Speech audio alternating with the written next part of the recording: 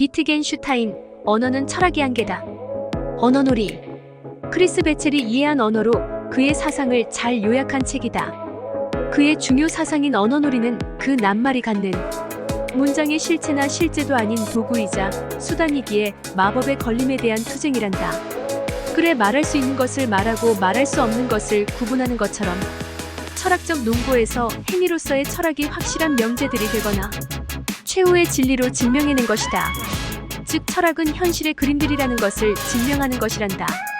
철학자들이 하는 대다수의 질문과 명제는 언어 논리학을 이해하지 못한 데서 온 것이라는 것이다.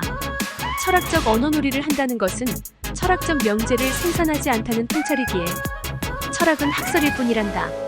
즉, 실제하지 않다는 것인 형이상학적 철학적 담론은 말하지 말라는 일설이다. 결국 2000년의 철학이나 인간의 의문들은 그 질문 자체가 질문일 수 없다는 것이니 모든 철학적 문제를 해결한 철학의 신이라 불린 것이다. 언어의 한계는 세계의 한계다. 어쩌면 다 짐작하거나 아는 것을 벌거벗은 임금님이 외친 것이다. 자연주의자들이나 현상주의자들은 신이나 종교적 관념들을 인정치 않을 테지만 진화의 정수인 거듭된 세계대전이란 비참함 속에서 현실에 눈을 돌린 인간의 삶에 대한 일갈일 수 있다. 그렇지만 그는 말할 수 없는 것에 대한 여운을 왜 남겼을까? 말할 것만을 말하면 그만인 것을 말이다. 그는 끊임없는 자살 충동과 동성애적 경향이 있었다. 그 막대한 재산을 왜 나눠주고 스스로 빈자가 되어 먹을 걸 걱정하면서 남의 집 더부살이를 했을까? 정작 언어의 불확실성을 말하면서 삶의 불확실성은 왜 외면했을까? 아니, 이 생과 내 생을 왜 해결하지 못했을까?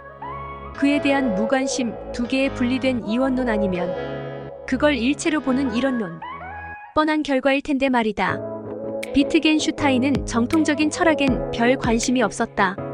그래서인지 그는 정통 철학에서 자유롭고 그만의 독특한 논점인 자신의 일관성에 의지하는 경구 APHORISME의 문체를 통해 의미 없는 철학적 담론의 폐기를 말한다. 어쩌면 비주류적 아웃사이더 그 자체였다. 배부르고 한가한 소피스트의 명제와 질문의 무의미성에 굳이 의미를 부여하는 헛수고에 대한 일갈이다. 말할 수 있는 것만 말하고 말할 수 없는 것의 한계를 규정함으로써 그의 반철학적 저항가의 선두주자 아니 새로운 신으로 등장한 것이다. 어쩌면 부유하지만 불행한 자신에 대한 구원을 향한 표출이자 존재의식이었을지도 모르겠다. 하나의 명제인 청색은 그 청색을 보여줄 뿐이며 청색의 역할을 보여주지 않는다.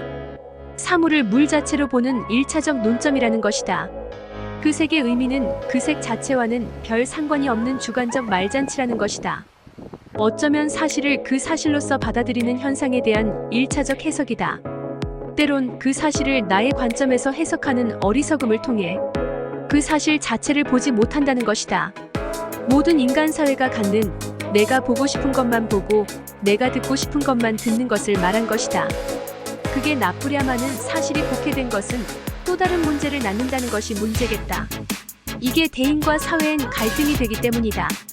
때론 막무가내 자기 주장만 무한 반복하는 고장난 mp3처럼 들린다. 그게 속 터지는 일이다. 어찌 보면 하나님과 나의 문제며 모든 세상사의 문제다. 사실을 사실대로 바로 보자. 이게 중요한 이유다. 반철학이란 것도 부조리한 현실에 대한 풍자이며 개혁을 주창한 실존적 저항 의식이었을 것이다. 그만큼 현실을 벗어나긴 어렵다는 것이 아니겠는가?